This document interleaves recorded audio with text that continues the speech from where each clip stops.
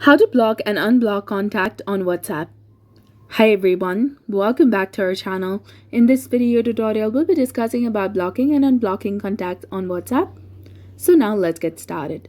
First of all, you have to make sure that you've installed the latest version of WhatsApp application on your mobile device and you're also logged in with your specific account.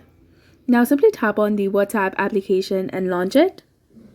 Go to the chat section and then locate the profile of the person you'd like to block. Go to the chat and then tap on their profile. Then scroll down and you will see the option of block and report in the bottom of the screen that is highlighted in red color. Simply tap on block, that is just below the add to list option. And once you do that, again click on the block option highlighted in green color and you'll be done. Now to unblock the same person, you can go to their profile, scroll down and then you'll see the option of unblock that is highlighted in white color now. Simply tap on it and the person will be unblocked. So this is exactly how you can block and unblock contacts on WhatsApp. So if you found this guide helpful, please consider leaving a like and subscribing to our channel.